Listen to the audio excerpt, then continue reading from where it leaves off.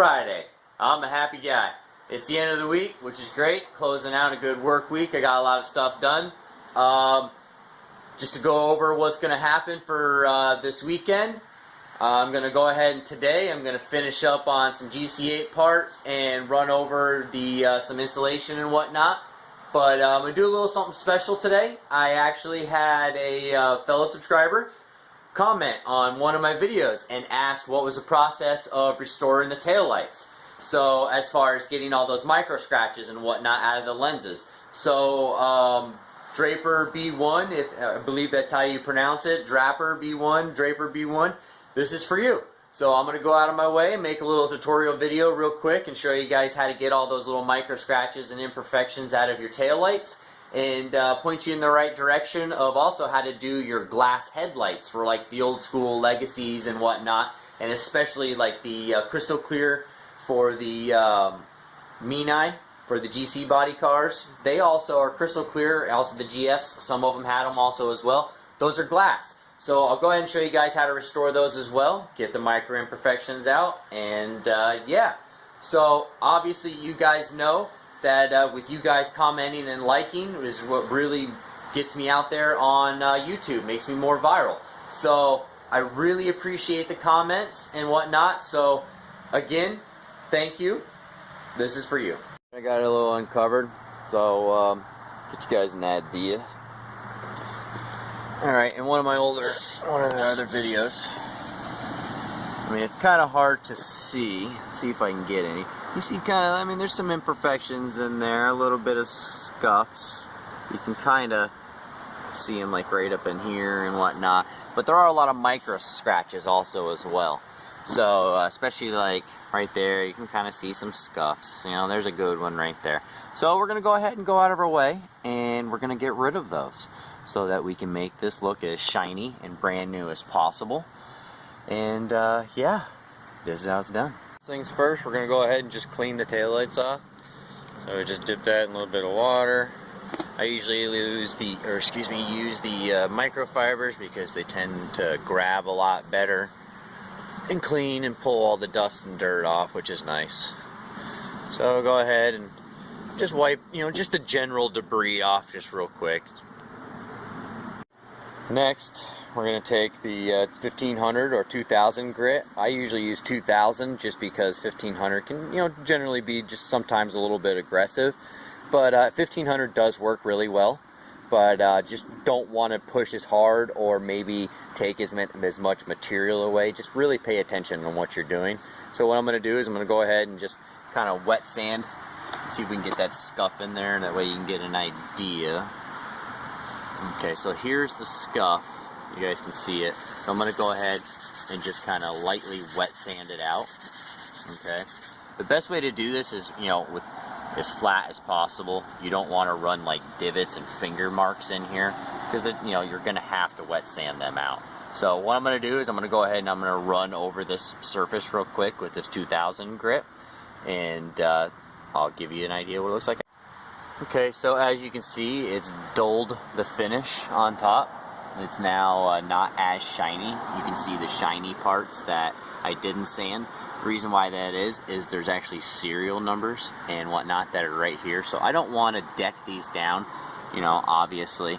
So yeah, we're gonna go from here, and we're gonna go ahead and buff out this this finish now to a nice shine and get rid of all the imperfections.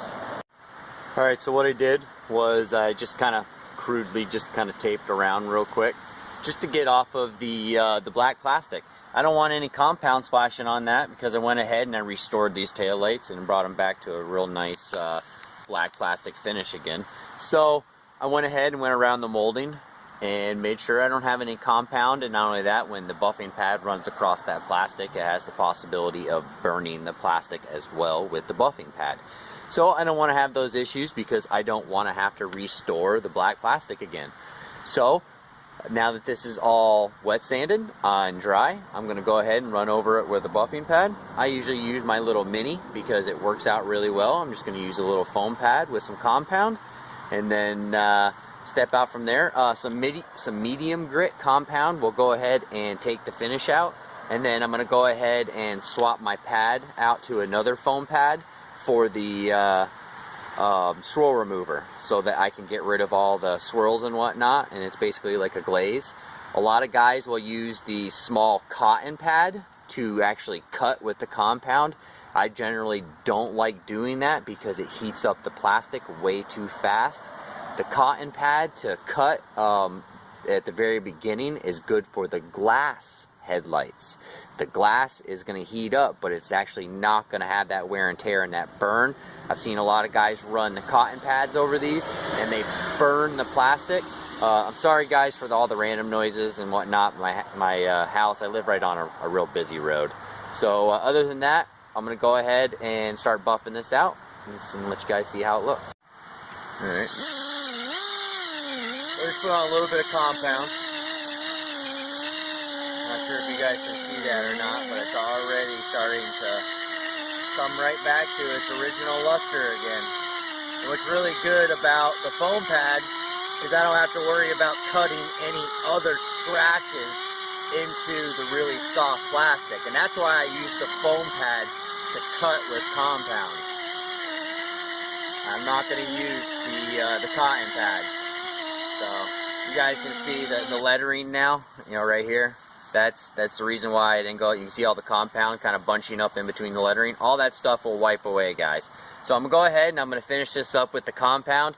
I'm going to wipe it down, and then I'm going to go over it again with the swirl remover or the glaze and be done with it. Alright, so there you go, guys. That's how it's done. Got all the micro scratches, all the light imperfections out, even all the deep scratches that were inside of it. They're all gone now. So I don't have to worry about that, and neither does the customer. Looks like a brand new JDM taillight now, which is pretty nice. But that's how it's done, guys. I hope you enjoyed. Okay, so what I mean by cotton, I meant wool. Wool pad, cotton, wool pad, whatever you want to call it. I call it cotton. Some people call it wool. But these are the pads. This is a normal buffer. They do have the two-handed orbital buffers. Those work also as well. Anything that you can use to basically buff out the finish and achieve what you want is going to work. This is my mini setup. This is the little wool, little cotton pad that I normally use.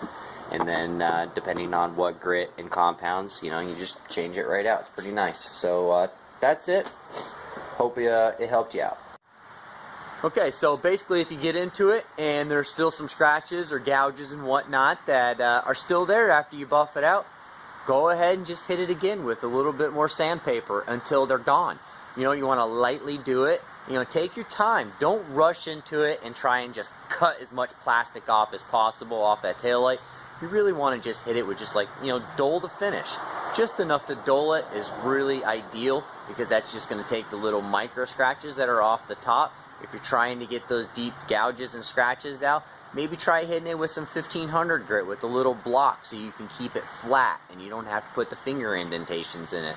But I hope you guys like those tricks and tips. And that's for you, Draper or B1. Have a good one.